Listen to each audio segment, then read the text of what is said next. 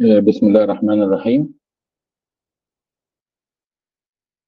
My dear vascular colleague, another session on upper limb arterial duplex scan. Um, I have brought you a video from an Indian radiologist about the upper limb, which I did share with you in the group, and we'll have a quick discussion about this video. I will stop the video at certain stages to show and emphasize some of the parts in upper limb duplex scan and what is the difference between upper limb and lower limb duplex scan. Let us start. Yeah, hi, I'm Dr. Nitin Soba and I'm going to talk on upper limb arterial Doppler. So, what is very unusual about upper limb arterial Doppler is that, first of all, symptomatic arterial disease is less common in the upper limb as compared to lower limb. One of the most common presenting feature of upper limb ischemia is Raynaud's phenomena. That means the patient gets episodes of discoloration in the fingertips, typically during cold season or sometimes even with an emotional trauma. In the upper limb, we need to think of systemic disorders, collagen disorders. We need to think of aortoarteritis, thoracic outlet syndrome, subclavian steel embolisms, which are more common in the upper limb as compared to lower limb. And then, of course, in the upper limb, very often patients have very good collaterals, and therefore symptoms are very often less. Here, for example, we have a patient who has got a complete occlusion of the subclavian artery, but there's an excellent collateral coming from the internal mammary artery, and ultimately the symptoms were not too bad. Trauma is very common in the upper limb, vascular trauma, typically either industrial accidents or agricultural accidents. Very often, one of the most common indication for looking at the upper limb arteries is, of course, evaluating arteries prior to an AV fistula or a graft for dialysis. And then, of course, we look at a Palmer. Here he is discussing the difference between the upper limb duplex scan and lower limb duplex scan. The upper limb duplex scan is different from the lower limb. Number one, you will see spastic disorder like Raynaud's disease, uh, multiple time in the hand. Also, you can see people who have arterial injection into their brachial artery, drug addict. They will have symptom of distal embolization. Also, you will face a lot of requests which are different from the lower limb, like cabbage who needs radial artery as a conduit instead of veins. Sometimes you get a request to check the radial artery of both arms for is it patent or not, and is the ulnar artery is connected to the palmar arch, so you can have the radial artery without getting a hand ischemia. And thirdly, is the direction of flow, because we see steel phenomenon after AV shunt. So you need to report on the direction of blood flow in the blood vessel. One of the very important is the vertebral artery, how to see the vertebral artery and detect the flow. So there is a big difference between arterial upper limb and lower limb, and he will show some examples how he do the upper limb and what abnormality that can be seen. So these are point of difference between upper limb and lower limb arterial duplex scan, which we will do today in the patency for taking up the radial artery for CABG surgery. You have to be very familiar with anatomy, just like any other examination. We always begin with the vertebral artery. That means we ask the patient to lie supine, extend the neck on a pillow, and then evaluate the vertebral artery along its entire extent in grayscale, on color, and in pulse Doppler. On color, make sure that the direction of flow in the carotid artery and the direction of flow in the vertebral artery are the same. And this is very important to pick up this is the vertebral artery.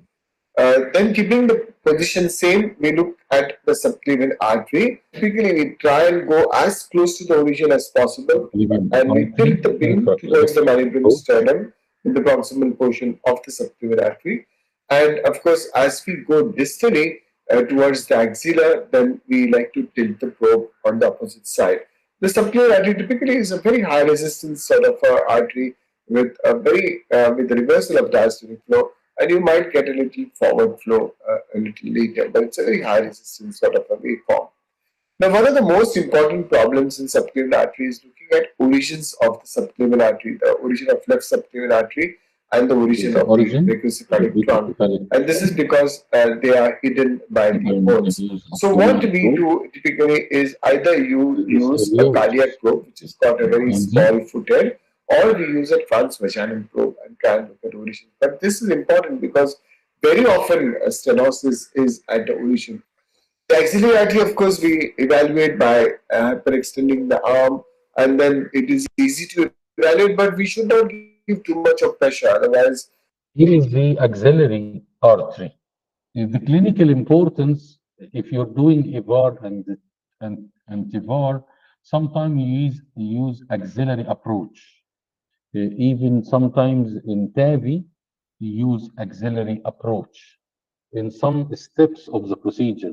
So it's always nice to check your puncture before with Doppler probe. You can see under his arm, you can lift his arm up, and you can put marking on the axillary artery.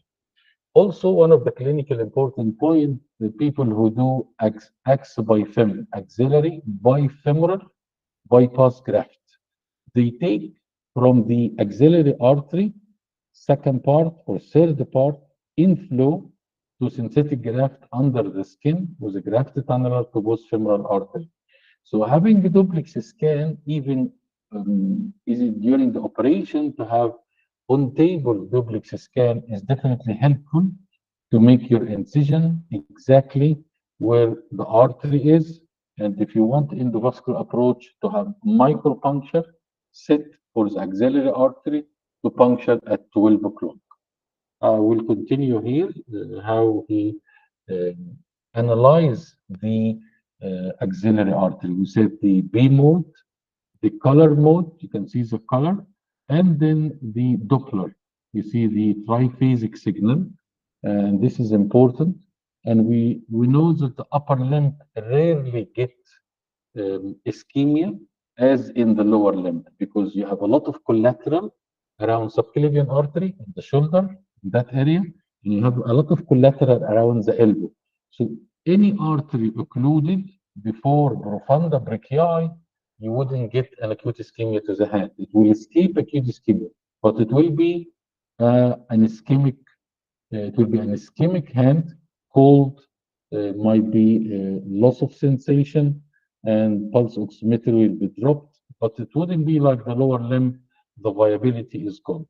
So this is regarding the profunda brachii. Always I advise, after you have a clinical scenario, from speaking to the patient, palpate the brachial artery pulse, radial artery, ulnar artery, and see if you can feel the arterial pulse, you probably will know which segment is affected.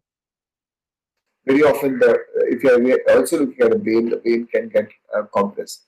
The brachial artery, typically we go medially and trace it all along its extent, right from the axilla to its bifurcation.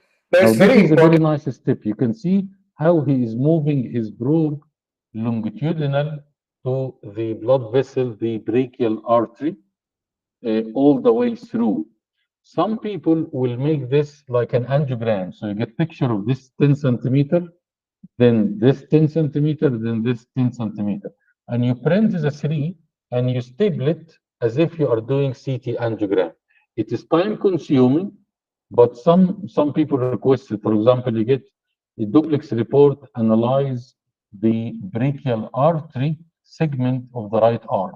So this is not a full arterial duplex scan, it's a localized segment. And sometimes you can picture it. There is a duplex machine called Vengamed, which you can do 3D reconstruction. So you pass the duplex probe in a constant speed in TS, And after reaching the elbow, the machine will analyze the data and give you a 3D reconstruction like the 3D angiogram. But it is expensive, not found in many hospitals, and maybe this will be technology in the very near future.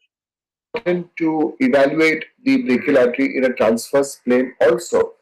This is because not only can we see the lumen well, but when you evaluate the brachial artery in a transverse plane, we can pick up any anomalies of the brachial artery. For example, very often we see a Brachial artery, and you can see the bifurcation into radial and ulnar artery. This is very important, and we will see because here you can see commonly embolization. If you have a brachial artery emboli, it will stop at the site of the bifurcation, and you will see like what's called the hammering sign or pulsatility sign, where you see the artery is pulsating, but the blood is stagnant, and you can actually see the clot. And after you do brachial artery embolectomy from a small transverse incision or S-shaped incision, both of them are workable, and you remove the embolus and you suture it, you can check on table if you have a good flow or not. So brachial artery for us is accessible, should know how to do duplex for it, how to get the information. And if you want to transbrachial access for aorto by FEM intervention, again, you can do the duplex like this, and you can do puncture guided duplex scan to brachial artery. Very important technique to use. high bifurcation of brachial artery coming up in the upper arm. And this is a very important information which we need to give to surgeons before doing a fistula surgery. It is very important to look at the brachial artery bifurcation. So that's a brachial artery bifurcation with the radial artery, of course, going superficially and the ulnar artery going down. So then we trace the entire radial artery right from its origin. It is easy to evaluate because it is superficial. And as you go distally again, we see a sort of a high resistance waveform. This patient is elderly, and usually in elderly we get a very high resistance waveform in the radial artery. Then we look at the ulnar artery, as we know that the ulnar artery dips down at its origin. Again, it's checking radial artery, ulnar artery is very important to know the diameter, to know the blood flow, the direction of the flow, and if there is any stenotic lesion or not. And not only this, but sometimes you need to make sure, like Allen test, which can be done by duplex ultrasound. So you get the ulnar artery like this, and you press on the radial artery with the other hand and see if you get a reverse flow in the ulnar artery, which means that the pedal arch are patent and the hand is supplied by the ulnar artery, and you get a reverse flow before the area that you occluded on the radial artery. And you do vice versa. If you get a duplex on the radial and include the ulnar, it's the same. And this is very important to make sure that this arch is working, and cavity, or if it is occluded, then you can have a viable hand. Now there is new intervention which is through radial and ulnar intervention. And this is a little bit risky because if you get occlusion on both, you need to revascularize at least one of them. So this technique has to be very, very careful. Mid portion of ulnar artery is very often difficult to see, but once you come closer to the wrist, then the ulnar artery becomes superficial, and again it becomes easy to evaluate. There are some tests which we need to do in the upper limb. One test is known as Allen's test. This is done to look at palmar arch patency, to find out if the palmar arch is patent before we take the radial artery for bypass surgery. So what we do is look at the radial artery, compress the ulnar, and look out for this. This is the test is what I'm speaking about. You get the probe on the radial artery and you occlude the ulnar artery, and you see the effect on the wave and the direction of blood flow, which is called palmar arch patency test. Increase in velocity. Then we look at the ulnar, compress radial, and again look out for increase in velocity. This increase in velocity typically should be at least 30 to 40 centimeters per second. So here we are doing the Allen's test. We are looking at the radial artery, compressing the ulnar artery. Allen test, which can be done without duplex and can be done and better be done with duplex scan. This is very important test if you're going for MRCS exam to show how you can do Allen test. And this is Allen test done by duplex scan, which again will do the Allen test to the patient we have today, and you will see it in practice. And it's a very easy and very informative test regarding the pedal arch of the hand. Artery, and then we look out for this increase in velocity. Here we are looking at the ulnar artery, compressing the radial artery, and then again looking out for this increase in velocity. There is something known as a modified duplex Allen's test, where we typically keep the probe, a small footed probe, in the Now you can see this is the footprint. This is the footprint. This is a new probe. It's called a footprint or hockey stick because it looks like a hockey stick. And here you can get the radial artery in the anatomical snuff box. Why this is important? Because anatomical snuff box now is a puncture for the cardiologist to get an access to coronary circulation just from the anatomical snuff box. And here the complication is the least because if you get an occlusion in the radial artery in this part, it probably will have no effect to the patient. And here you don't have any vein or any other artery. There is only one artery in the anatomical snuff box, which is the distal radial artery. So this is a new, and we will have it here on our hands-on, the hockey stick probe, which is a new probe that is used for the anatomical snuff box, the digital arteries, and also used in the foot for digital transmetatarsal axis of intervention. Transmetatarsal, not transpedal, but transmetatarsal axis. snuff box, look at the radial artery here, and then compress the proximal radial artery. So if the palmar arch is patent, then again we get reversal of flow coming from the ulnar artery. And once you see a reversal like this, that means again that the palmar arch is patent. Then there is a test known as reactive hyperemia. This is done typically again before fistula. Typically, what we are looking out Here he for describes is the test of reactive hyperemia, which is if you occlude the upper limb for a period of time, maybe 2 minutes or 3 minutes, you will get reactive hyperemia. And during that phase, the Doppler spectrum of the artery is triphasic, reflecting a high resistance.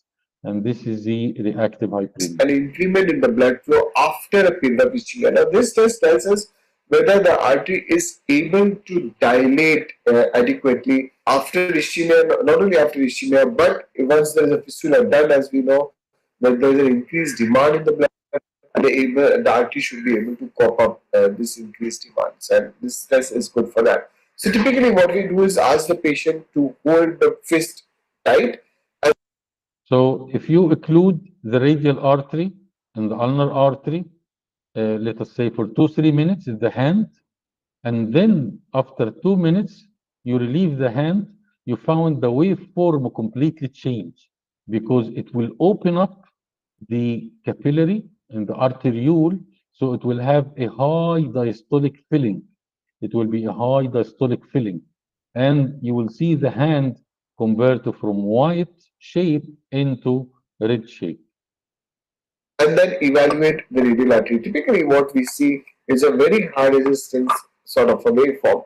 Then we ask the patient to release the fist, and after releasing fist, typically what we see is an increase in the diastolic flow.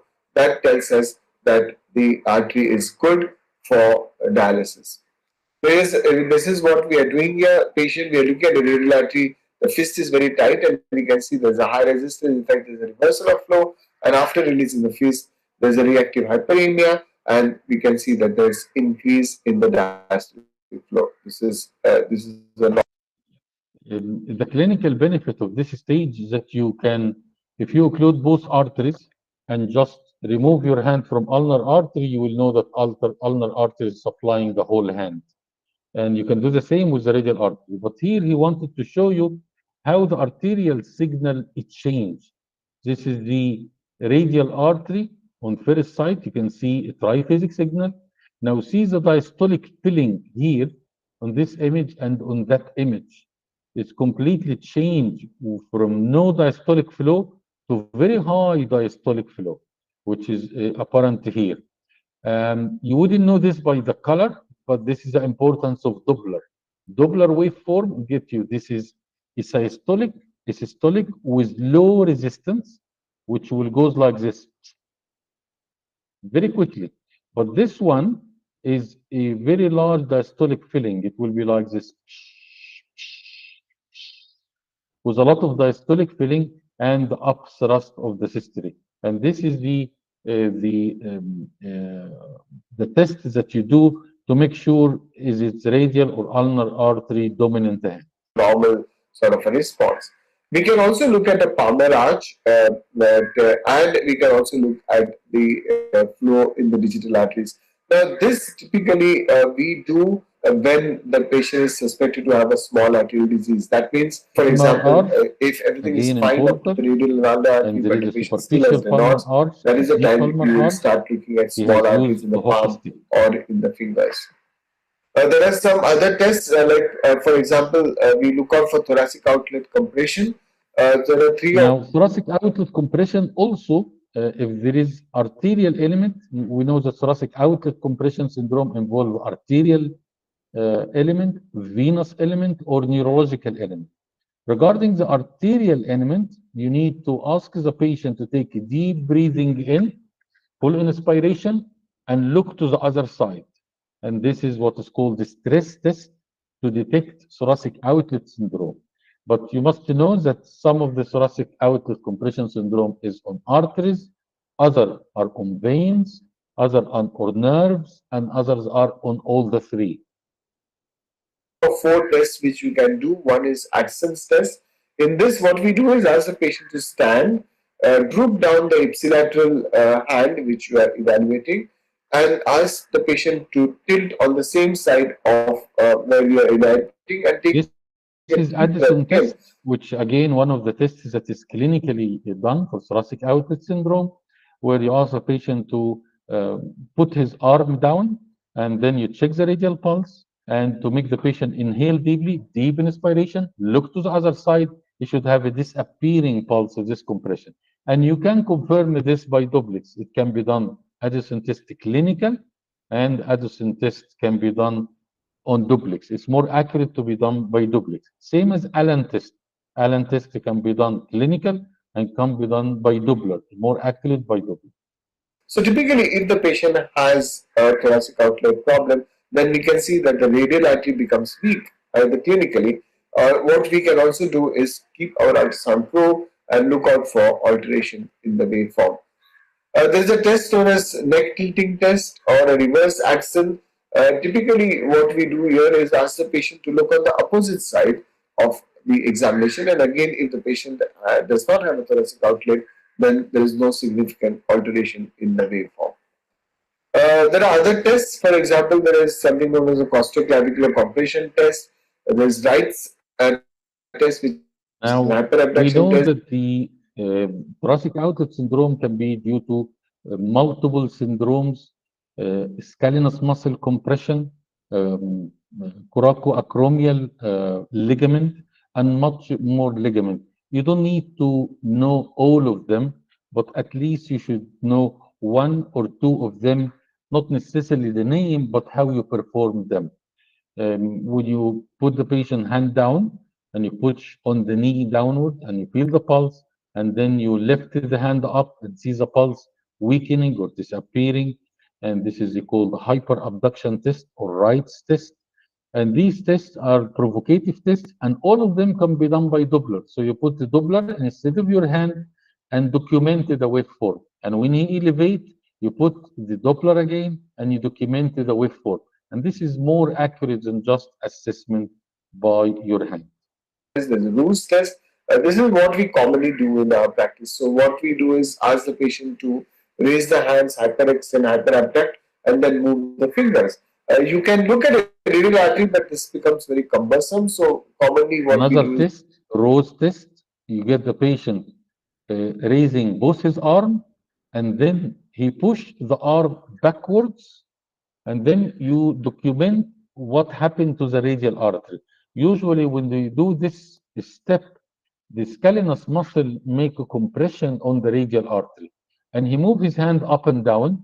He usually, if it is Rose test positive, he will get a white color in both hands, and it will show this ischemia, and you get the pulse to disappear.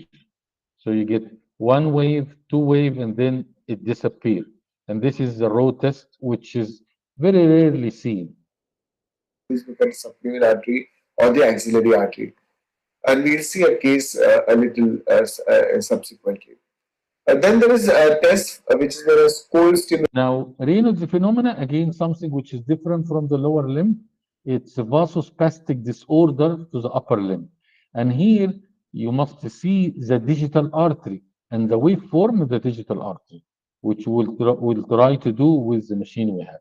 And you need a provocative test for Raynaud's, like cold stimulation. So you put the patient hand in a cold water, for example, and then for 20 seconds or 30 seconds, then you see the Doppler waveform. Here you are triggering the Raynaud's spasm, and then you can document it by duplex scan. Stimulation test for Raynaud's syndrome. So again, when you're suspecting a systemic disorder like an SLE, a patient is symptomatic as clinically a Raynaud's syndrome, then what we do is a cold stimulation test. So here what we do is ask the patient to hold some ice in the hand till the patient is able to hold it, maybe typically 15 seconds or so. Look at the waveform. Typically after holding the ice, it's a very high resistance waveform, and you can see a reversal of flow in the diastole. Then we ask the patient to release the ice, and typically in a normal patient, after 1 minute, 2 minutes, or at the most 3 minutes, you can see that the waveforms can come back to normal. Very often you might get a higher diastolic flow. This is a normal response to a cold stimulation test. So why do we look at the vertebral first is to pick up subclavian steel, because once you have a subclavian steel, your diagnosis is simple and the examination is over in the matter of 2 minutes. So here, for example, we have a patient who has got a complete steel on the left side, the vertebral artery is blue, and there is an occlusion of the subclavian artery, and on the right side, there is a partial steel, that's a typical funny bunny sign, and the patient has a stenosis at the origin of the brachiocephalic trunk. We can have subclavian artery occlusion. So typically, when you have a thrombus prior to the occlusion, Subclavian artery thrombosis. Sometimes you can see a very good picture like this one, where you can see the actual thrombosis and the flow around the artery, and you can see damped waveform, all the arterial distal to the occlusion, and you can see a very high pitched signal before the occluded segment, and you can actually see the thrombosis itself. Subclavian artery thrombosis can be diagnosed by duplex scan, same as subclavian vein thrombosis. Both of them can be diagnosed by duplex scan. It is high resistance waveform. There is multiple waves typically happening in the diastole because the blood goes and hits against a dead wall, and distally, of course, you get a dampened flow. That's a patient who had a thoracic outlet symptoms. So we can see that the subclavian artery at rest has a velocity of about 80. After the Roos test, we can see that the velocity is increasing to about 300 or 400 centimeters per second, telling us that the artery is sort of narrowed down. If you look at a vein, that's a normal subclavian vein at rest, and after the hyperabduction, hyperextension maneuver, there is narrowing of the subclavian vein with an increase in the velocity of the subclavian vein. So that is typical of thoracic outlet. In fact, me and Dr. Raju Wadhwa from Hinduja were the first to describe venous changes in the thoracic. Now, someone will ask a question, how to exclude thoracic outlet syndrome? Well, MRI is one of the very excellent tests for thoracic outlet syndrome, especially if it is neurogenic. But if you have arterial and venous thoracic outlet syndrome, I think the duplex is complementary to MRI scan. And sometimes you can use both. Sometimes one of them is diagnostic and you correlate with the clinical picture. Now he will describe aortoarthritis like Takayasu disease. Here you will see a picture of very thick arterial wall with very narrow lumen. You will see this in the carotid and some of the upper limb. And there is multiple varieties. Sometimes we ask for temporal artery biopsy in order to diagnose. This can be giant cell arthritis, Takayasu disease, and this is Elogen segment. And this, you will not miss it. Once you know the normal artery, you don't see thickened wall like this except autoimmune aortoarthritis, which in our country, Behçet's disease and Takayasu disease as well. Aortoarthritis is very common in the upper limb. Typically, subclavian artery is very often affected. And what And you you have to typically know get that is a Takayasu long segment was an of ophthalmologist narrowing of wall which thickening in the detected subclavian artery or renal the carotid artery artery. occlusion That's very due classical to of Takayasu aortoarthritis. Very common arthritis in the upper limb. in the arch. We can have axillary artery stenosis with aliasing, narrowing of flow channels, and very high velocities. We can have brachial artery occlusion. Now look at this number of Brachial artery collaterals. thrombosis. Why this is important? Because you must, if you do brachial embolectomy, you must follow your patient. You must see your patient, I would say, day of the operation, couple of days again. And you might be surprised that you can discover an occlusion in your brachial embolectomy site while the patient is asymptomatic, because by that time collateral would have been open. But this is very important. You can cover the wound by opsite and you put a gel on top of the opsite, and you can have very good picture about the brachial artery. I used to do it routinely. After every case, I do brachial embolectomy. Very often there are a lot of collaterals which come up in the upper limb, but this patient, of course, has a dampened flow as we went this lady had severe discoloration of the hand. You could look at the fingers, and of course, the cause was occlusion of the brachial artery, both the ulnar and Distal brachial artery occlusion. Sometimes you see it with embolization, patient with large embolus, for example, in the aortic arch, pushed into subclavian artery, will get severe ischemia like this up to gangrene. If it is very proximal to brachial, to profunda brachii. But any occlusion which is before profunda brachii usually have dangerous consequences. After profunda brachii, which is like the profunda in the lower limb, you get a big collateral, you wouldn't get this amount of occlusion.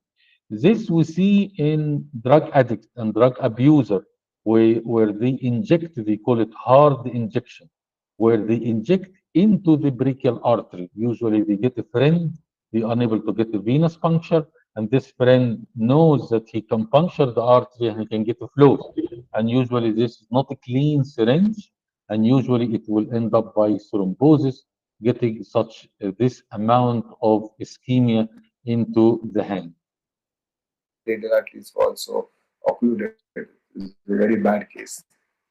In this era of COVID, we are seeing upper limb arterial occlusion because of COVID-19, we all have seen multiple thrombosis, both upper limb and lower limb. Again, this is specific for COVID-19 due to intimal pathology. The intima is inflamed, so it's like an endotheliitis. This is the definition. You get inflammation about the endothelium, and you get a very large amount of thrombus into the artery, soft thrombus, and this is the technique that we see gangrene in lower limb, upper limb with patients with COVID-19. If you have seen it, it's one of the catastrophic. The lesson is they don't respond to thrombolysis, they don't respond to embolectomy. If you remove COVID-19 thrombus from upper limb or lower limb, it doesn't work. It re-occlude again. If you remove with thrombolytic agent, again, your chances of success is minimal. So that is why this is probably one of the worst thrombogenicities that we have seen lately with COVID-19. the disease. We know that whenever there is a hypercoagulable state, there can of course be thrombosis, and the Wershaw triad consists of abnormal vessel wall, abnormal flow, and a hypercoagulable state. And typically in COVID, there are a lot of factors which contribute to these factors and ultimately can give rise to a hypocoagulable state and thrombosis. So we have seen patients presenting with upper limb ischemia who have subsequently turned out to be COVID positive. Here's a patient, young patient who came, did not have fever, had only upper limb pain, and there is an occlusion of the subclavian artery, the axillary radial, and the ulnar arteries with severely dampened flow.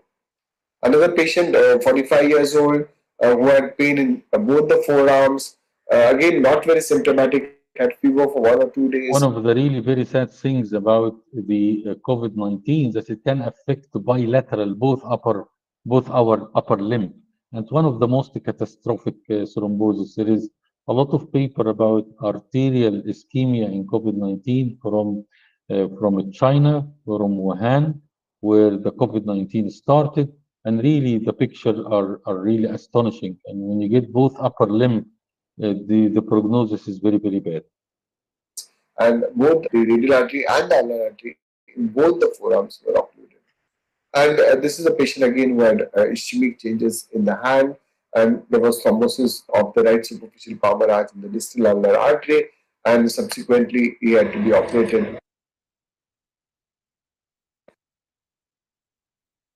You can see thrombus being taken out.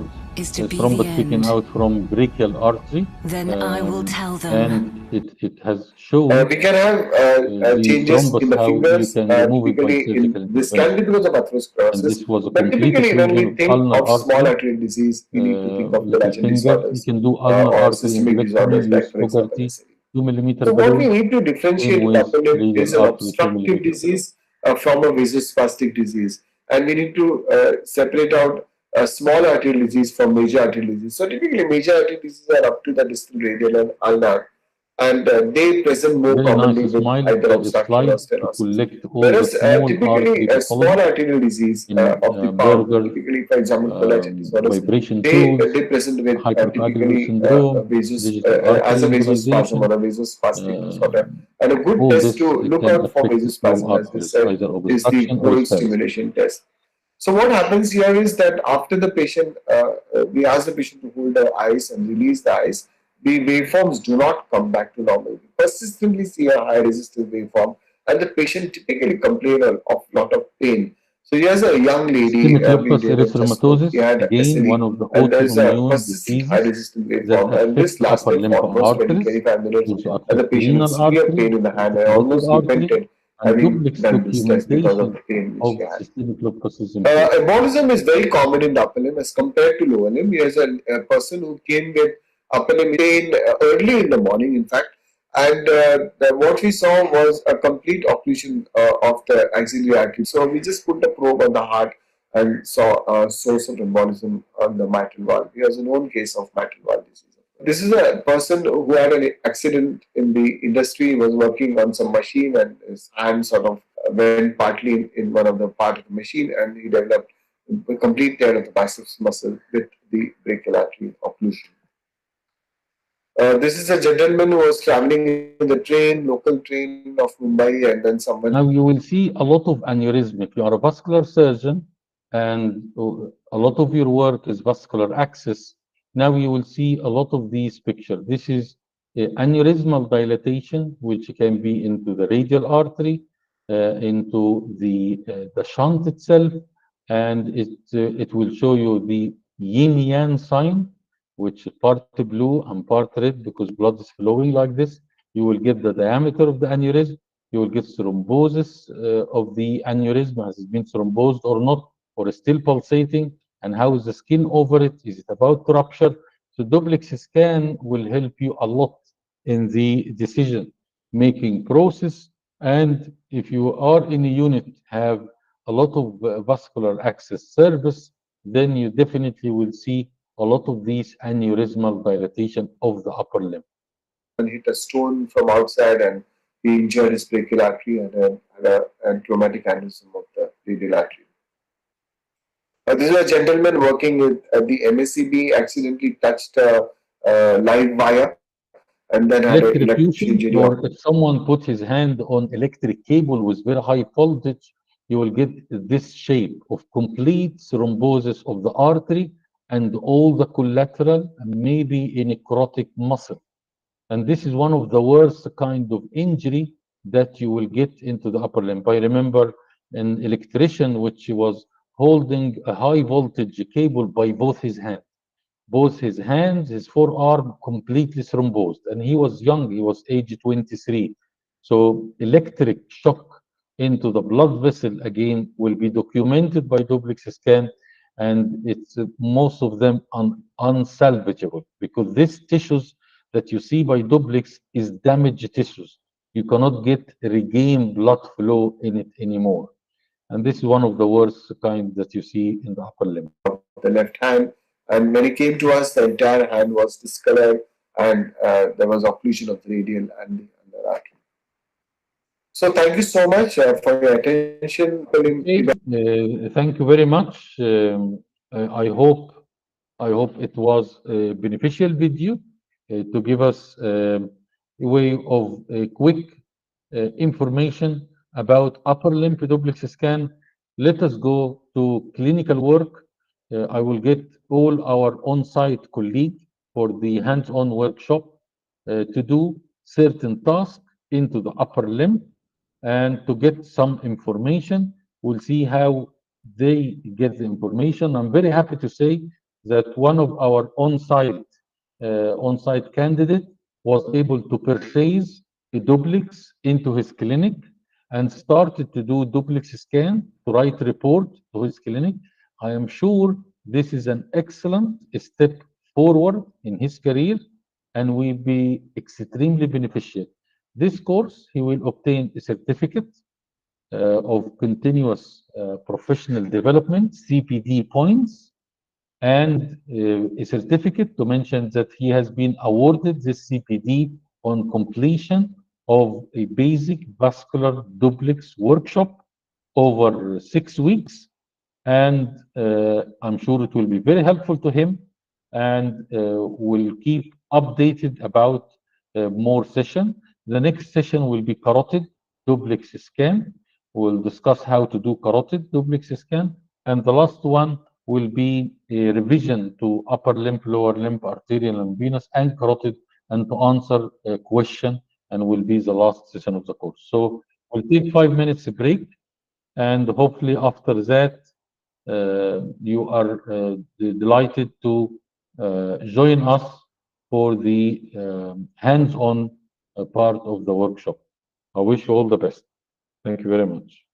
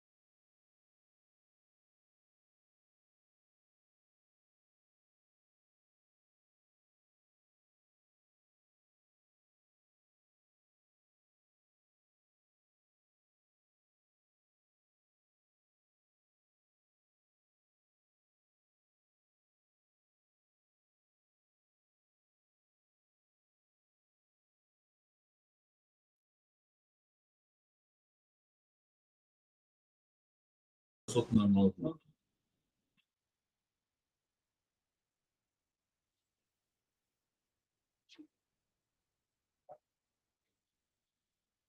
بسم الله الرحمن الرحيم.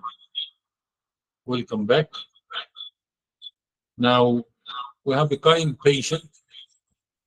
We're going to apply the knowledge we have from the lecture about upper limb arterial duplex scan. And I will show you how easy it is.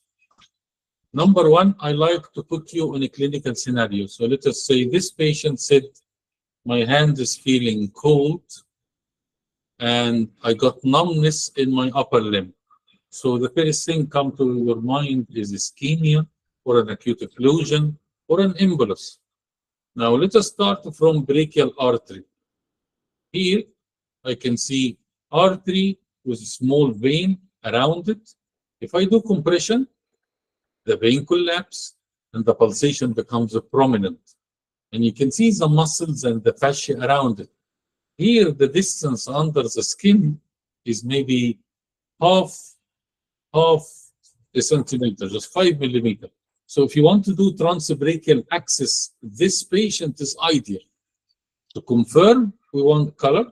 So let us put color. All this is done wirelessly. You can see this is the color. He will increase the gain to show the color. There is multiple gain. You got B mode gain and you got color gain. So this is the color gain, increase the color uptake. To make it easier for him, I will make it longitudinal, like this. Okay. Now he can do steering with the window. So I know the blood is flowing down. So if he got, now you can know that the color red always is towards the probe and blue is away from the probe. So you can see here is the brachial artery. It's the flow. To confirm it even further, let us put a Doppler in the middle of the brachial artery. This is power angio, and this is Doppler, and he moved it. Now here the angle is 55 to 60, but you can see the pulsation on the waveform. We can do invert. Always arterial signal is above the line and venous signal below the line. Excellent. So we'll remove. Now I know that his brachial artery is fine, pulsating with peak systolic velocity of around 55, which is fine. Now, the easiest way to know where is the bifurcation, you will not know it by longitudinal section. You know it by transverse section.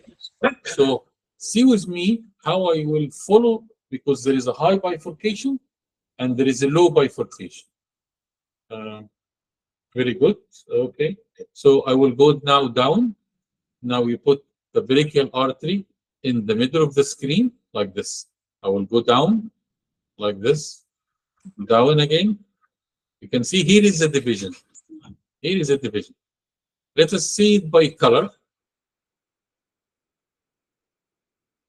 Okay, this is the color. And you will get one going medial and one going lateral. So let us see, get one of which. Here is the brachial artery. I'm moving slowly, keeping it in the middle of the screen. Here it is, going down. You can see the division. It is a division. Here is one. It is a second division. This one, the upper one, will go to become radial artery, and the other one will become ulnar artery. And you can check the signal in both. Now, let us go to the radial artery. You always feel the radial pulse. And once you feel the radial pulse, sometimes you don't need to get a transverse section with radial artery because it's so obvious. And usually, here it is. It is the radial artery. And sometimes it is tortuous. You wouldn't get it into the whole section. But here, I'm able to get it. Let us have some color. Now, color here will be difficult because you see it's a big window. It will decrease the window to decrease the amount of assessing power. Is radial artery exactly under the skin. There is no subcutaneous tissue at all. So this sometimes can become difficult unless you get a special kind of hockey stick probe. Okay, so this is the radial artery. Now we want to do Allen test. So I will hold the radial artery here. I want to have a steady hand. Here it is. Here is the radial artery. I will press on the ulnar artery, but without moving. I can feel his ulnar artery pulsation under my hand. Okay, now I want to get it steady because when you press the ulnar artery, the skin and subcutaneous tissue, it changes due to the pressure. So you must stabilize. I've done a compression now. So you can see the flow in the radial artery becomes blue. Why it is blue? Because it starts to supply the hand, not from the ulnar artery, but from the radial artery. Okay? And the ulnar artery segment will have a reverse flow. So we'll go a little bit up here to make it easier. So this is the normal radial artery. I got the ulnar artery on the other side.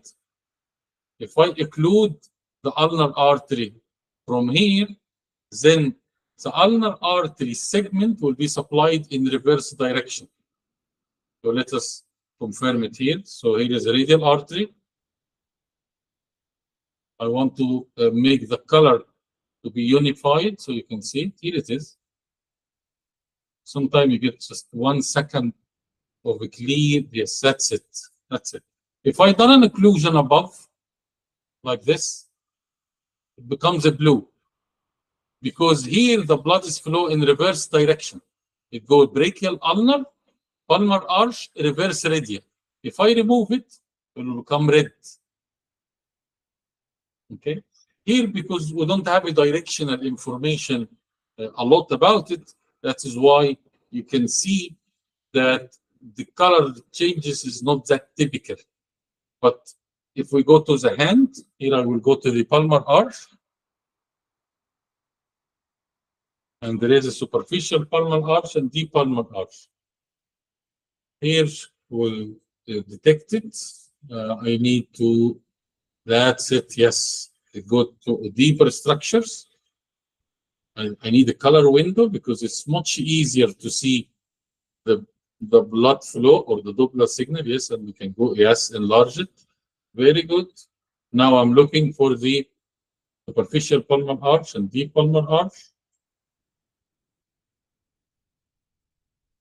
Sometimes you can get a transducer with a very high frequency, 12, 14, 15 megahertz, in order to get the palmar arch, because they are not the easiest. And a lot of people do arterial duplex scan to the hand, does not get information about palmar arch, which I think is very important to put it in your report.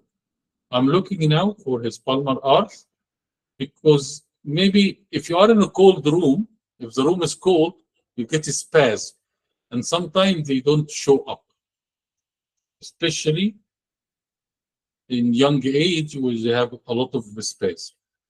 Now, I can't say I have really seen. Here it is. Here it is. In the middle of the screen, but there is a lot of aliasing, is the palmar arch. Okay. Now, I will try to show you the digital artery. You have the hockey stick? Okay. We'll try with this one first. Okay. Now, what is the importance of digital artery? If you want to diagnose the Raynaud's disease, Raynaud's phenomena, there is, in each digit, there are 2 arteries, 1 on each side, 2 digital artery and 4 digital veins. So if you want to do microvascular anastomosis, you have to anastomose 3 vessels on each side of each finger. So you have 6 anastomosis. Usually with 1 millimeter, you get something like 9 stitches. Okay? So let us see the digital artery, which is, let us say, the peak of duplex sensitivity. Now, where is the digital artery? If you divide the line between dorsum and plantar, it is always on the volar aspect, near the palm. So if I put a line here, it will be above this line.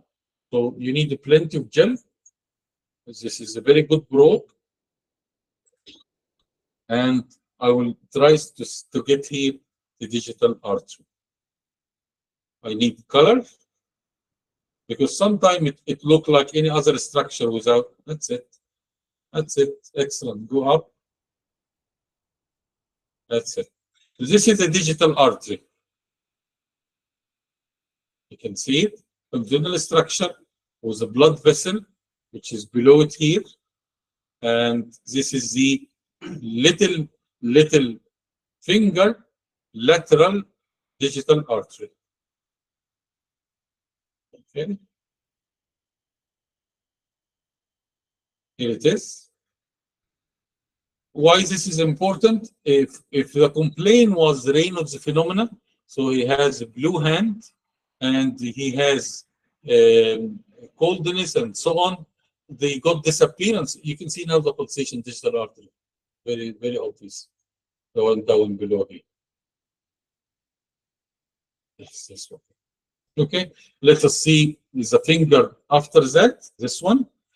The bigger the finger, obviously the bigger the artery. Okay, and you can't really see it with a TS, transverse section. You always see digital artery in longitudinal section. Okay, so I'm trying to detect it here. Always it is in the polar aspect. I'm trying to move. Here it is. Here it is.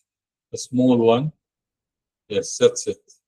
This is a digital artery, which is supplying the digits. Let us go to the palmar arch. Okay. You put it on the middle of the hand like this. You got very good magnification. Give me color. You see, in this black and white view, you can't say where is the artery, because this is a structure, and you can see the metacarpal bone. These are the metacarpal bone. You see that. And sometimes with experience, you know, the patient osteoporotic or not, it doesn't give that much opacity. Okay. So now I put color. Okay. And now I will need the hockey stick after that. Okay. Okay. So here we can't say that we can delineate the palmar arch very well. Okay. So I will try another, which is dedicated probe for this, which is called the hockey stick probe. I'm going to bring it. Okay. Hockey stick probe. Okay.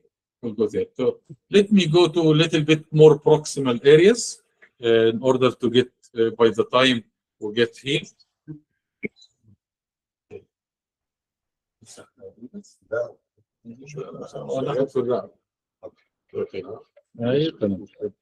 Okay. Now, when you start here, you start by normal transverse section, okay, and you start to getting the common carotid. Okay, here is the common carotid.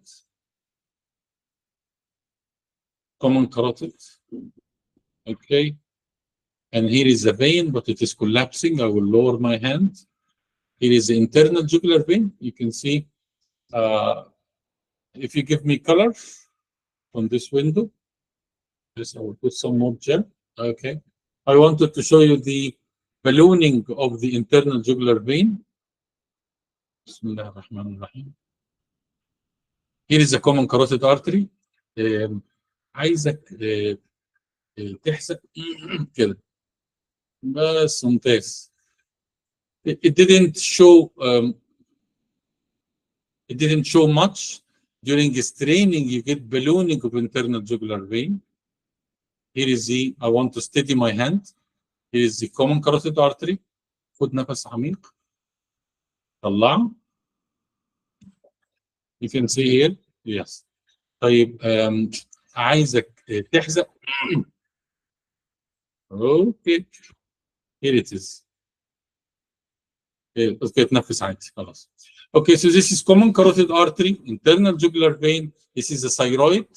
Okay, and in the carotid course will follow up, but here I want to follow it down. So we'll go down with my hand. Here is the common. I'm now at the thoracic inlet. Here is the subclavian artery. You can see the big subclavian artery. And I wanted to show you the vertebral artery because information on the vertebral artery is very important. If I can have some gel. Okay. How to get the vertebral artery? And this is one of the things which is not easy. Okay. So you go to his longitudinal section. Yes, go down. Now this is the common carotid.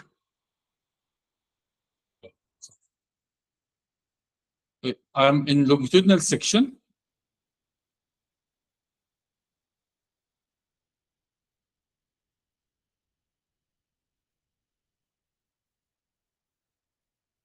This is the common carotid artery. Okay, it just with his breathing, just move. Okay. Now underneath is the vertebral artery. You can see it here. Okay. If we get diversion of the color window. Yes. Okay. This color window. Yes, that's it. Well done. Always the vertebral artery, if there is no reverse flow, it should be the same as the common carotid artery. Okay. So if you lower down, because this is a vertebral artery have something very peculiar. You get the cervical spine in between. So there is area in between that you don't see it. Okay. So here is the vertebral artery. Here is the common carotid artery. There is no bigger artery behind the common carotid except the vertebral. And you will notice different signal. Here is the vertebral artery going up. Okay. The main thing, number one, to say vertebral is patent. Secondly, there is no reverse flow. If you have a Steele phenomena, then the carotid will have a flow up, while the vertebral will have a flow down. So this will become red, and the other one will become blue. Okay, I can follow the vertebral up, and you can follow it down. My advice: longitudinal section. Here it is. Here is the vertebral. It's always parallel to the common carotid. As you go up, it becomes nearer the common carotid. As you go down, it is separated from it. To see the origin, the vertebral artery is 4 parts. Part 1, 2, 3, 4. Part 1 at the bifurcation is extremely difficult. And this is where the stenosis start to happen. So if I go to here, common carotid, I go down, onto the middle of the screen, go down, subclavian artery. You can see the big transverse subclavian artery. Here it is. Going now, here it is. Some people have a high arched subclavian artery, tell you that I got pulsation in my neck, doctor. This can be just a high pitch subclavian artery, which is going down there. Then I will go to the axillary artery, subclavicular. This is where you do the axe by fem. Very important surgical area that you know the anatomy. I'm searching for it.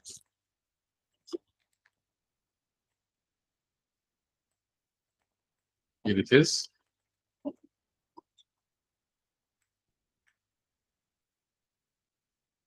Here it is. Here is the structure of the subclavian artery. We'll go down. That's it. That's it. Here it is. And you can see the blood flow in the axillary artery, the second part after the pectoralis minor. Okay. Here it is.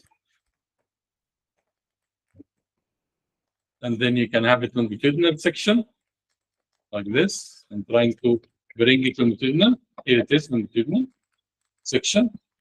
Healthy artery, good signal, and you can see the color. You can't miss it because this is the incision. If you've done a lot of axe by fem, just below the clavicle, couple of centimeters, just 1 inch transverse incision.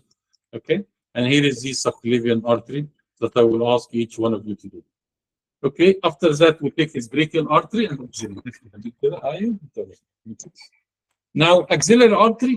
Now transaxillary axis is very important now if you want to be aortic surgeon to do a lot of EVAR and TEVAR. I put some jelly because the jelly is out, you get more black picture. Axillary, you just put it in the axillary. Nothing pulsating there except the axillary artery. So it's very easy to see. Okay.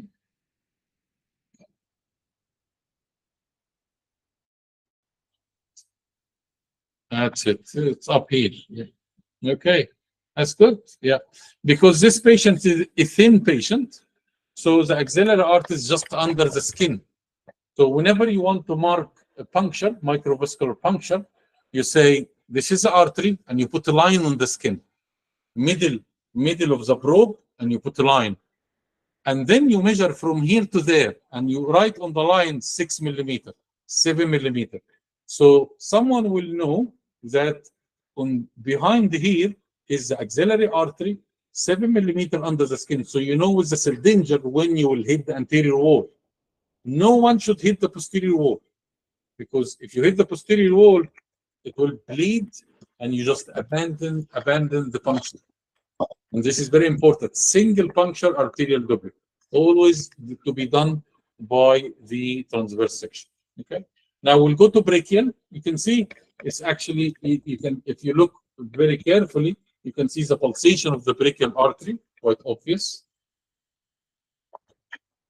Here it is.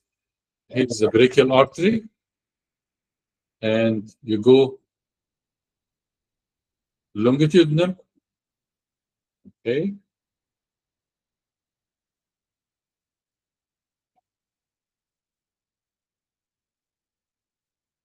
That's it. That's it. Longitudinal. And here is the brachial artery.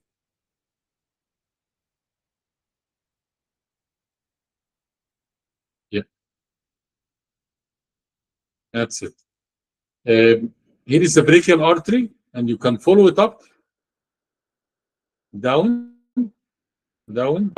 brachial artery until it goes to the brachial artery, and then it bifurcates. So we'll go. Do you have the hockey stick? Yes. Okay. We'll try the hockey stick now. Okay. So the hockey stick is very important in new probe. Very important in new probe. Important new probe with the hockey stick.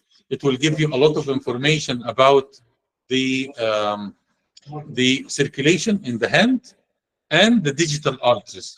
Not only this, but if you want to do transdigital puncture, like Marco Manzi, this is the tool that you will use. They are making the adjustment. Here it is. I wanted to show you the probe. Here it is. You can see it look like a hockey stick. If you make it stand in this hockey stick, and it have a very specific for micro vessels, looking at 1 or 2 millimeter, and we will see the plantar, the palmar arch, and we'll see the digital arteries. Okay. This camera. Okay, and then we'll put the gel. Okay. Now you are projecting the screen. Okay. ناخد صباعك. تعال ناخد الصباع. Okay. Now I want to do the first digit. Okay. Okay. And then put me color.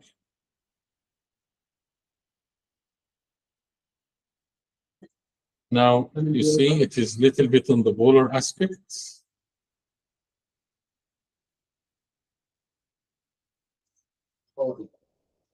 Yeah, it's a power angio. Sometimes the power angio is more accurate detecting, but I need to be under the skin. This is much deeper color window. If you can go up.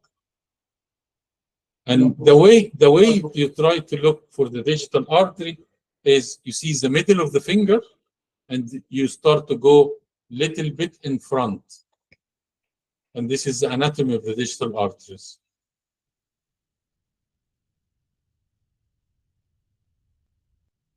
Okay.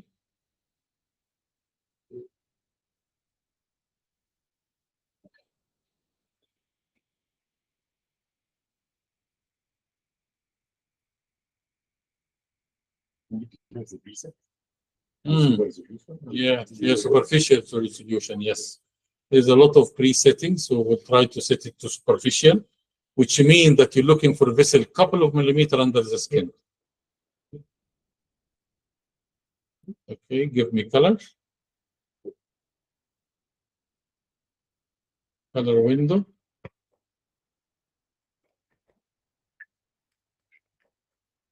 Okay. You can see pulsation, but I should be able to get it longitudinal. Here it is. Here it is. This is the pulsation. And I got some segment. Here it is. Yeah. This is a segment of the digital artery. If you have Raynaud's phenomena, you wouldn't see it because of the spasm occluded. Or you get a signal called scataco signal. Scataco signal is a high-pitched systolic with very low down velocity. It's called the scataco signal. It goes like this. Exactly like this. And this is typical for Raynaud. I'll try to get it again. You must have a steady hand.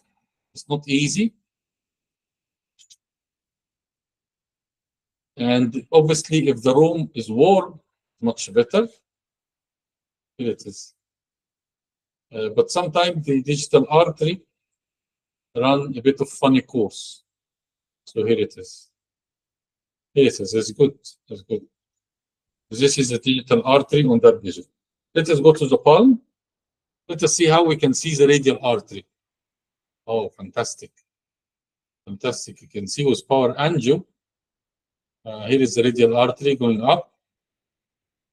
Radial artery going down. Okay. Let us try to see the reverse flow. So if I put my hand on radial artery, okay? And now I will occlude the radial artery above. You get immediately return of the blood flow because the ulnar artery will have a reverse flow. Okay, and this means the palmar arch is patent. Okay, and you do the same with the radial artery. Let us go to palmar arch. I will put some more gel. Okay.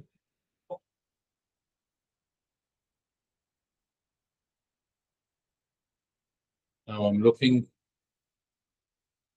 for the palmar arch. Here is the tissues. You can see the muscles, the tendons of the hand and the fascia. And when you get an acoustic shadow, this is the metacarpal bone. Yes. Okay.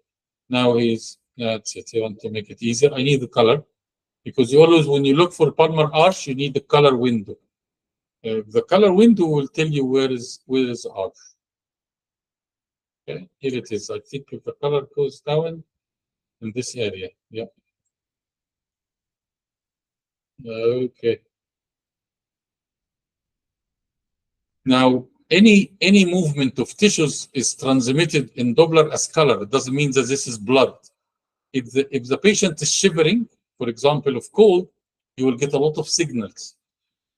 So here, I'm trying to locate superficial palmar arch. I think here I am around it, but can't say where is the arch itself.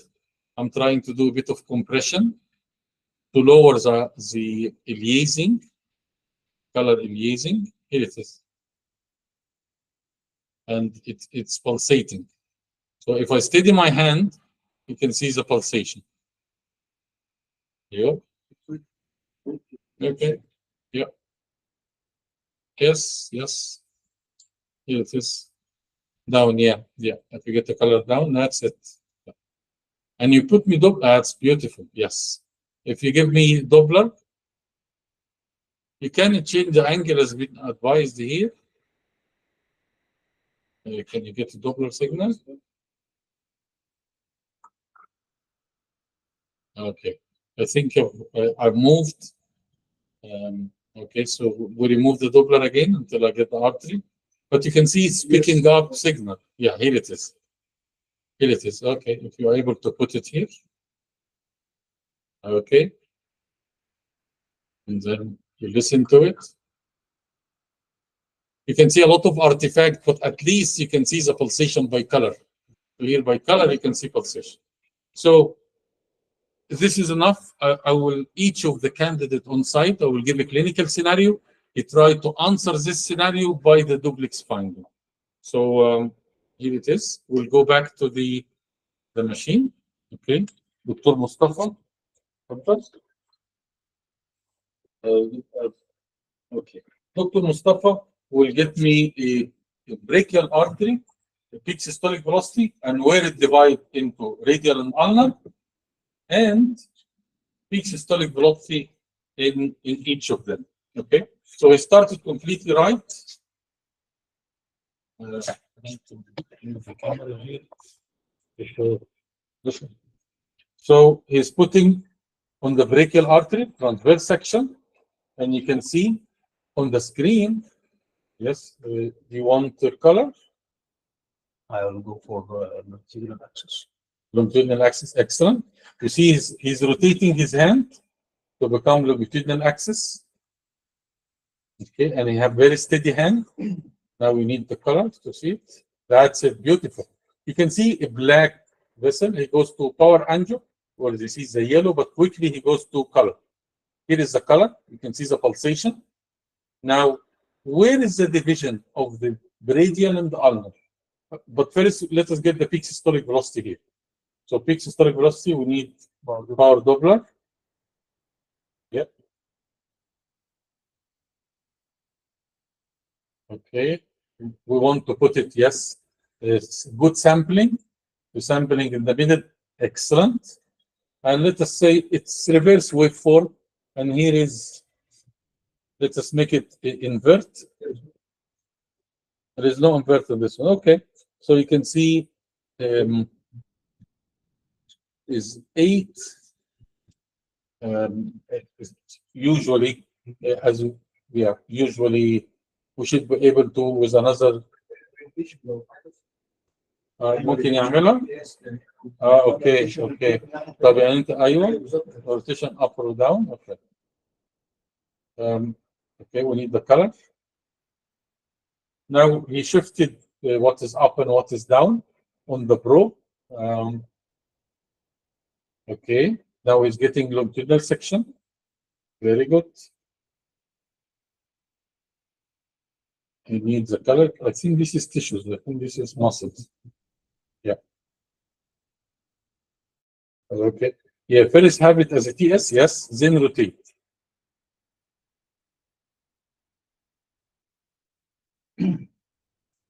Then rotate. Yes, yes.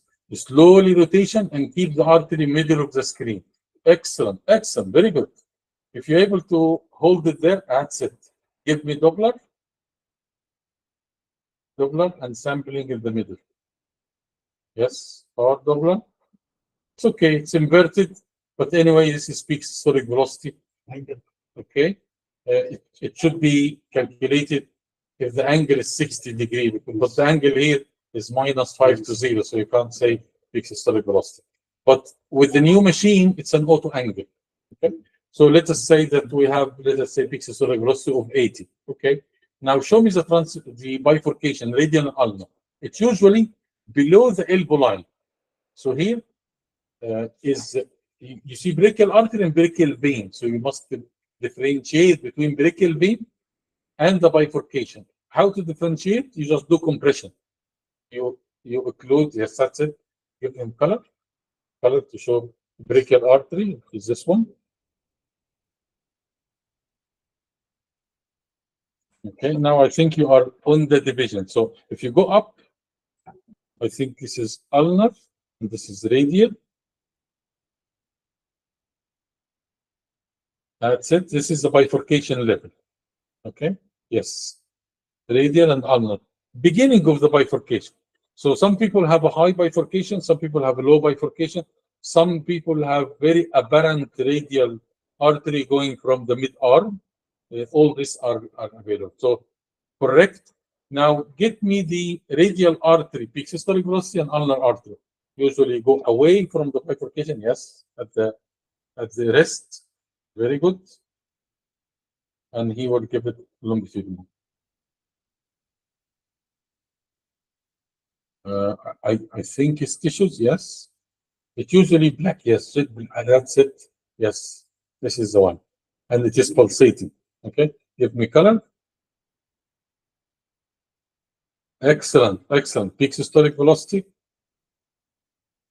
As you go further, the peak systolic velocity goes down. So the common carotid 120, subclavian will be 110, axillary will be 90, brachial will be 80, something like اللي this. فوق اللي فوق مش ده. اللي فوق ايوه.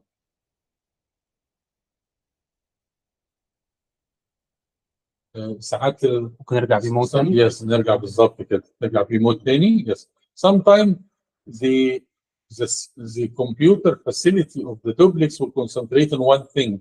So if you concentrate on peak systolic velocity, it wouldn't give you a good B mode. Here is a very good B mode. Then we'll put color. Color, yes. There is the artery. It's very good, but you can't see much of a flow, which is a bit strange, but you need to increase the angle window. Yes. Can you make the direction to the, because this window, color window is like perpendicular to the vessel. If it is perpendicular, it wouldn't, that's it. That's it. If you got an angle, then it can show you better.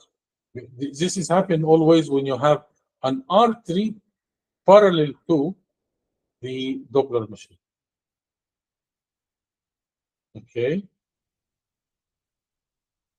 Very good. Let us get the ulnar. This information is very good. Ulnar artery. Okay.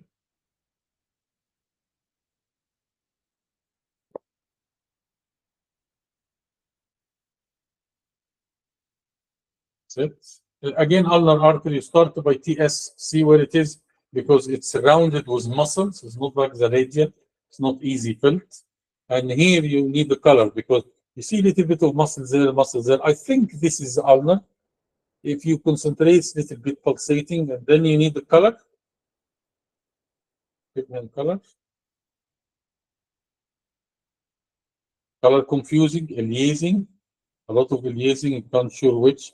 Move either up or down to get much clearer anatomy. Usually, if you go more proximal, you get more wider radial artery.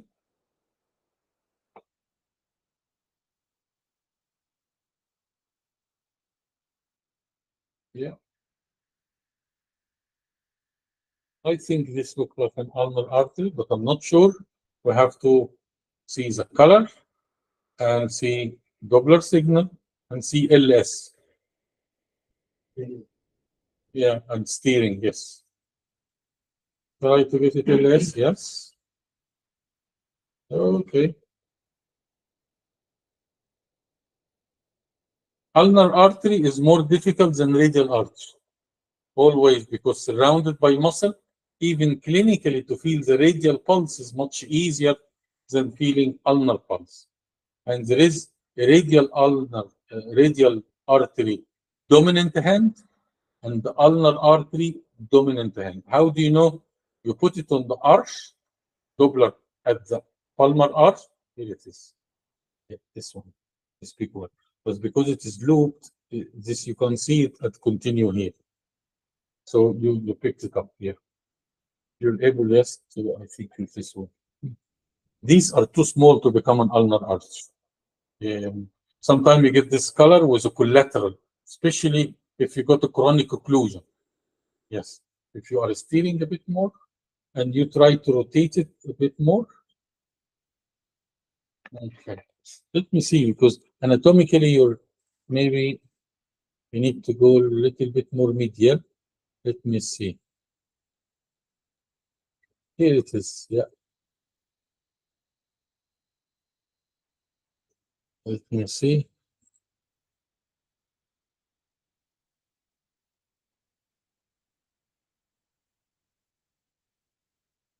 This ulnar is not easy.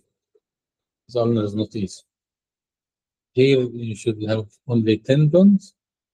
I'm trying to scan the area from medial. This is muscle, ulnaris muscle.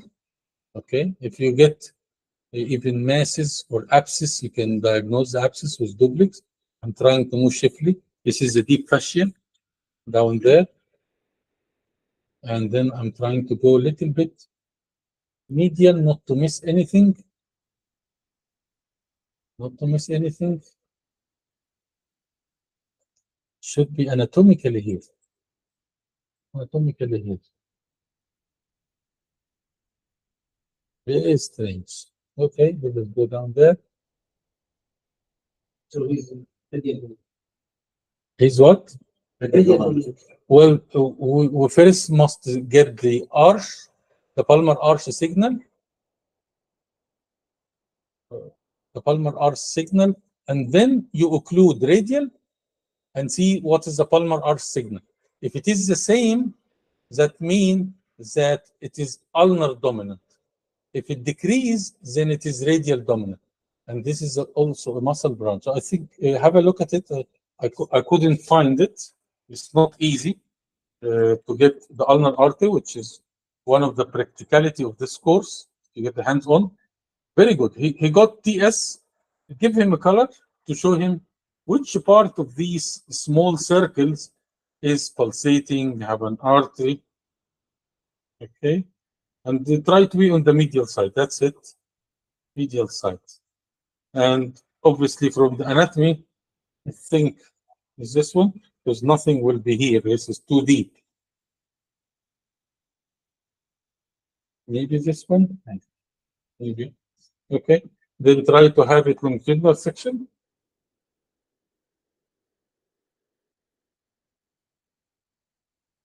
Yes, yes. This ulnar is not easy. Although it is not occluded, you can feel the ulnar pulse.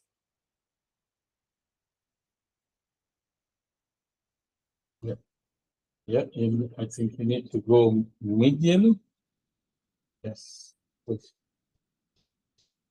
Yes, okay. Okay, gradual. Now he's doing like a scanning, longitudinal scanning, the movement which is called the rocking movement by the probe. Try to see where is the ulnar artery. If you didn't find it, go up, and then you can track it down, because the more proximal, it is bigger, it can't be missed, and even sometimes you go to brachial and then follow the bifurcation. And remember that ulnar artery is the continuation of brachial. Radial artery is the off branch. Very good. So let us put gel. So this is how you handle it. You can't see the ulnar artery lower down. Get in color. Now his TS. You want to put it. شيل الكلر. Okay. Okay.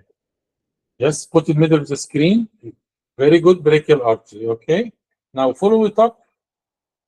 When it divides, it's not very clear. I think it's better with the color, because it will be here, it goes down the ulnar, and what goes up here is the radial, but it goes with the muscles. Yes, you can do compression, see the pulsation. Yes, you can see pulsation.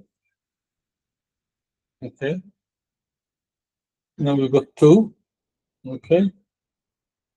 Now, yes, very good. He tried to get the ulnar artery on longitudinal section.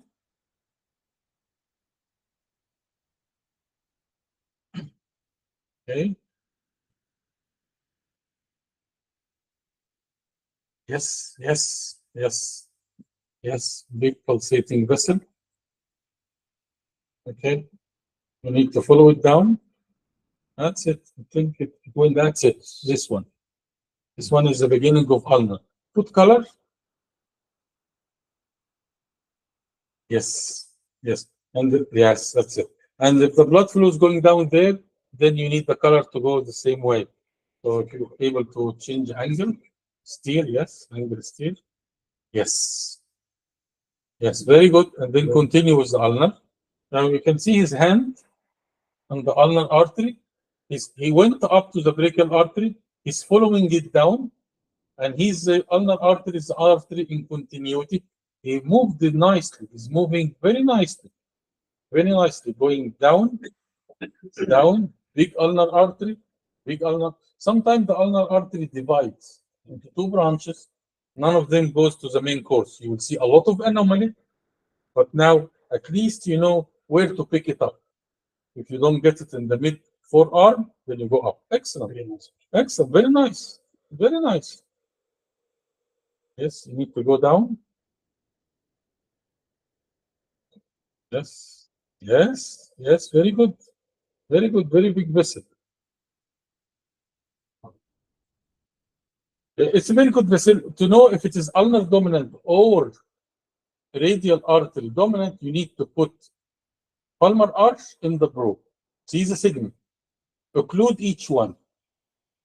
If you occlude radial and damped, then it is radial dominant. If you occlude radial, doesn't affect, then it is ulnar dominant. And you can do the same with the foot. There is a pedal arch, which is AT dominant, tibial, and PT dominant arch. And this will make your decision to do the fib distal bypass.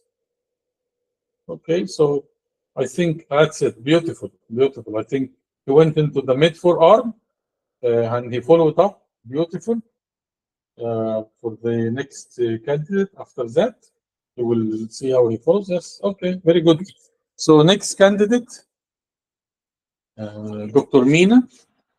Dr. Mina will put him onto clinical scenario. This patient is complaining that he has pulsation in the supraclavicular notch. Okay, he wants to know if this is a subclavian artery aneurysm or is it a high arched subclavian artery.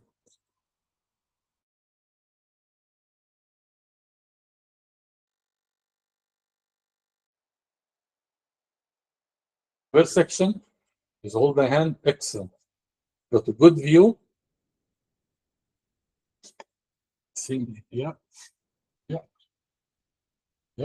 Sometimes you can see the intermediate signal. What is this gland? Thyroid gland, very good. Now here is the collapsed internal jugular vein. Okay, here is the brachial artery, and you can see the wall of the artery, common carotid. It's a very good view. Now he's going to longitudinal section. He done it very well, very well. You want color? Yeah. Or you're happy? Okay, then color. Excellent, excellent, very good. And you can also, if you want to measure intima media thickness, you go to power angio. Give me power angio. Not to Doppler. No, power angio, yes. Power angio is non-directional Doppler. Here it is. This one is, no, the one before that. Yes, power angio, yes. Now, power angio give you very good delineation. It decreases the gain of power angio. It doesn't give you directions. There is no red and blue, but it's very sensitive to flow. So the minimal flows that you don't see by color, you see power angio. And you can, if you stop the image, freeze, then you can measure between these two lines. This is called intima media thickness. Okay, and we'll know this by the next session, by common carotid session. Okay, so now you are longitudinal into the common carotid, and you want to go down to show me where is the subclavian artery. You can do this either LS or TS. Now you can remove. Yes, you need color. Yeah. Okay, it's back to black and white. You tell him if you want color. He will color. Color. Now when you go down, you see the common carotid joining the subclavian artery to make the innominate. So you notice that he's now, because he's LS, this is the common carotid artery. Now he started to join the subclavian going down to innominate. So you need to follow with the subclavian to his above the clavicle. Yes.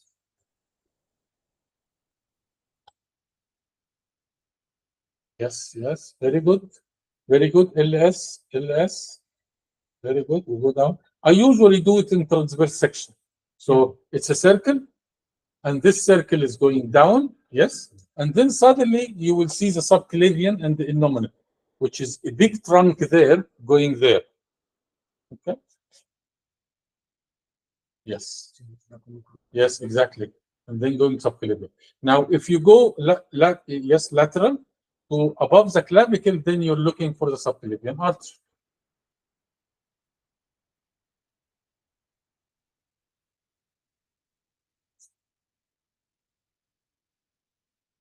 Okay.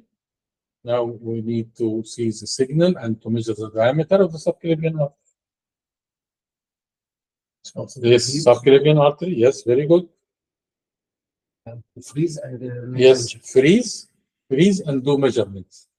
Yes.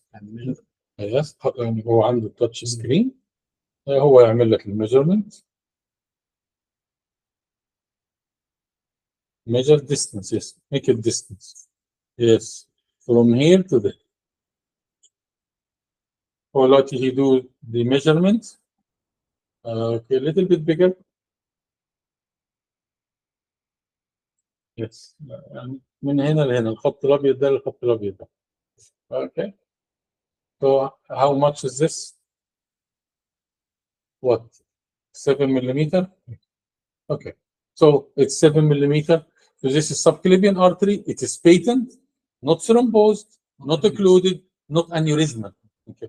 Aneurysmal is double the time. So you start to diagnose aneurysm if it is more than 2 centimeters. Same with the common femoral artery. You want to diagnose aneurysm more than 2 centimeters, which is 20 millimeters, because the normal is 8 to 10 millimeters. Okay, that's very good. Show me the transaxillary axis on the second part, so up, below the axillary artery, if you want to do axillary function. Okay, so he used under the in the axilla transverse section. He start to do a little bit of compression. You obviously need color to know which is which. Yeah. Okay. Yeah. Besides the center of the Yes, center of the axilla. Yes, ريح ايدك عشان ما تتعبش. تسلم. Yes, very good. Very good. That's axillary artery. If you want to mark it with a pen, middle of the put the artery middle of the screen, and here middle of the probe. And here is a small green dot will tell you which is which is down and which is up. Okay, and you know it by tissue. Yes, excellent. Very good. And let us say measure peak systolic velocity at transaxillary artery. You know, if it is normal, then there is no occlusion before that. So he is now transverse. You should not measure peak systolic velocity on transverse section, but always longitudinal section, because this is axilla, so you have to go a little bit toward the brachial artery. Very good. You're maintaining the artery, middle of the screen. It went away. Moving from TS to LS is a skill. It needs manipulation, and then I will try to get the plastic demo in order. Just be moved again. Yeah, be mode again. Sometimes it's much easier to see the artery while sitting on B mode. Sometimes get a clearer image. Yes, excellent, very good. I like very much his movement, slowly keeping the middle of the screen, putting longitudinal. Excellent, excellent, excellent. Well done, well done. Some people, their axillary are a little bit anterior, a little bit posterior. It's not constant. Here it is. Color. Excellent. Very good. Come this way. That's it. And put him. Yes, put him a Doppler probe. Yes. Sometimes it's difficult to maintain longitudinal section, especially artery which is tortuous. Yes, gel. Very good. You start to get the sense when the image is not very good, you need more gel. Okay, very good. So this is transaxillary puncture, which is important. You should do it duplex guided, micropuncture. If you want to do chimney, you need to have transaxillary access from both sides to put a chimney on both renal arteries. And sometimes people can put one transaxillary, one subclavian on the same side. So you can use two sheaths. Each of them is 6 French, and each one excellent. Very good view. Very good view of me. Very good view. I'm putting the Doppler pressure. Okay. Yeah, yeah. Yeah, sometimes it's difficult. And notice that between movement your hand to the screen, there is a little bit of lag. So if you, and this is, you have to adjust to move very slowly to avoid this lag. نرجع تاني بيموت. Yes, بيموت تاني. Okay. Yeah. Very important that the patient arm to be relaxed. ما يبقاش شادد عضلاته. And your position to be relaxed. هو مينا طبعا is not in very comfortable position. It's more comfortable if you stand up, looking at the screen. Excellent. Beautiful. اللي فاتت beautiful.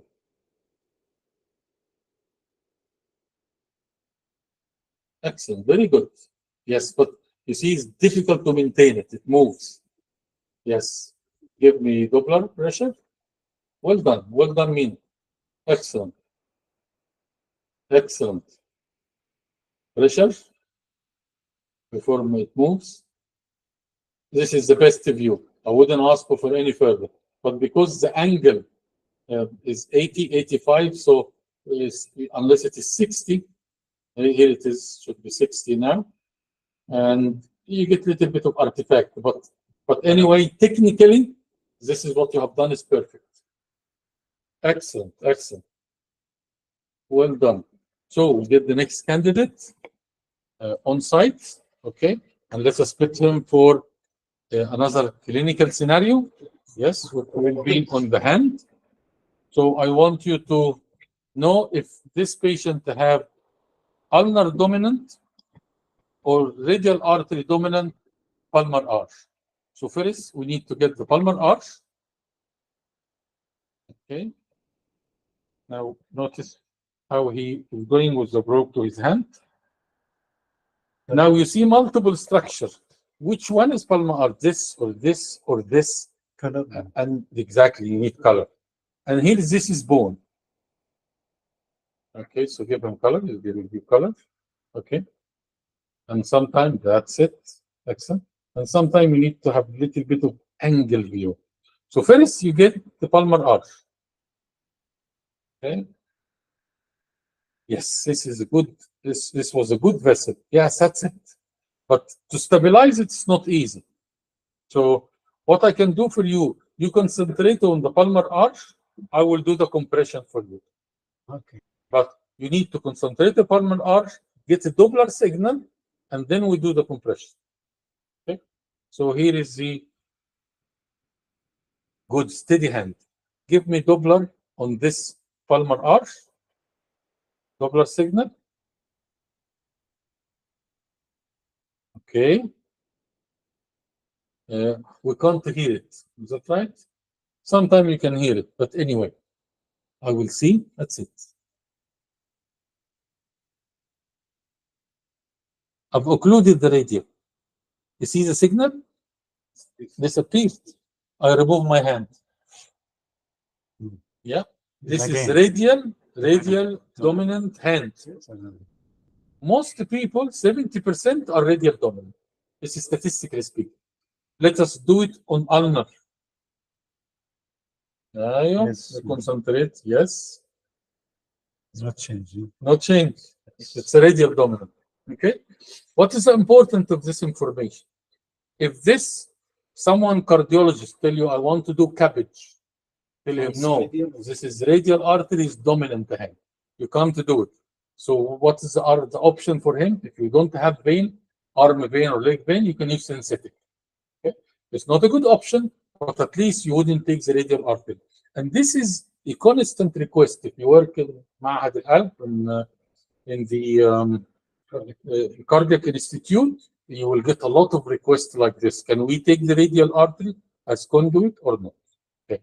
Now the second question to him, show me the brachial artery radial ulnar bifurcation. Again, this is important. Some people used to do it because you get a lot of brachial embolus. Okay, so we put TS. You go above the elbow line, usually, yeah. You see the radial artery? Good image, very good image. You see the humerus here. This is the humerus, okay? This is the cartilage, okay? You can see the cartilage. You can sometimes see any ulceration in the humerus, and even if the humerus is fractured. You get this with the children. The children with brachial arteries, they get a spasm. So you can see this is very important if you have a pediatric supracondylar fracture with an ischemic hand. Duplex is essential. You can see the fracture, you can see the spasm. Sometimes you can see the spike into the brachial artery. This is how good it is. Make compression of brachial. Yes, exactly. Sometimes compression, and sometimes you need to fix the orthopedic reduction first. Yes, and then now he's going down. Now, sometimes you get confused which is artery, which is muscle, because here you have a lot of muscles, So which one is artery? You got three things here. To help you, if you want to get color will help you, because if there is rapid flow in one of them, then color will show. Give me color. Yeah. Put it in the middle of the screen. Okay. Now you can see here and there are pulsating, but this one is not an artery. Okay. Now, as long as there are two, the bigger one is the ulnar artery, the smaller is the radial artery. The one which goes medial is the ulnar artery. The one which goes lateral is the radial artery. The one which is continuity of the brachial is the ulnar artery. Okay. Now, I need you to follow the ulnar down as much as you can. If you're able to do it to the wrist, it will be fantastic. Now, to follow it up, you need TS, LS. إن شاء الله مش قدامنا كتير 10 دقايق. ربنا يعزك ويجعله في ميزان حسناتك.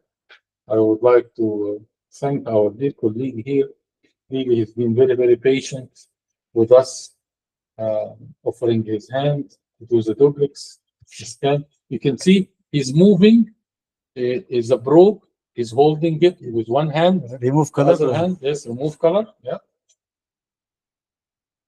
This is a Wi-Fi machine, which is an excellent machine in your clinic. If you have a vascular clinic, you will definitely do 5 to 6 duplex per clinic, minimum. And sometimes you need to answer small information. You don't need to scan everything. It's excellent. There it is. Ulnar.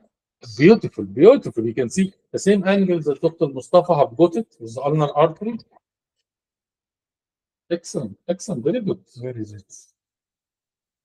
It goes down here. That's it. You can go up again to brachial. Okay. Follow up brachial to ulnar is a skill that needs to be repeated and mastered. And you will start to see a lot of anomaly. You can see ulnar artery aneurysm. You can see ulnar hammer syndrome. Ulnar hammer syndrome, people who use their hand as a hammer. If they put a screw and bang, they get ulnar artery thrombosis. They call it ulnar hammer syndrome. Goes down. Yes. And it gives branches. Yes, it gives branches. Very good. And it goes into the intermuscular fascia, which is same as anatomy. Here is two branches. Which is which? Difficult. You must know which is continuity, Yes, which is not. Yes, exactly. Because it gives the anterior interosseous. And then it continues to ulnar. So the one which is medial is the ulnar artery. The one which goes anterior interosseous. Color is very helpful. Definitely, no question. But it's up to you to say, give me color or not up to you. Yeah, that's it. So this is the continuity. The other one is not. Okay. And we see is always anatomy. Always anatomy, ultrasound anatomy, how it looks like. And you can see this this machine is on battery. We've been working like 2 hours. How long is the battery working? About 3 hours. Fantastic. Usually scan is about 20 minutes maximum. And then we'll do carotid next time.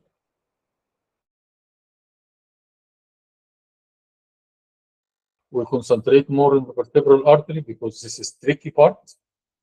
And now he goes into the ulnar bone, okay, the ulnar. And then he tried to follow ulnar from down up. It's not easy, it's difficult. So where is the ulnar artery? Before you rotate, you must tell me which one is ulnar. Down here? Okay. This one? I would confirm it was color unless I see pulsation. You see pulsation? If you want to confirm, yes, it's pulsating. Excellent. Well done. He's right. This is the ulnar artery. No question. If I see this pulsation, I'm happy. I don't need color. Color maybe just an extra. So all the 3 colleagues have done separate tasks.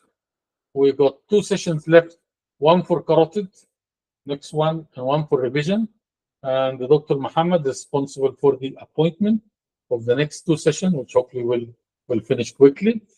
So that's it. Okay. Thank you very much. I wish you all the best and good luck reading the chapter. Reading the chapter today, seeing the video, and see you for the 5th session of the carotid duplex scan. I wish you all the best.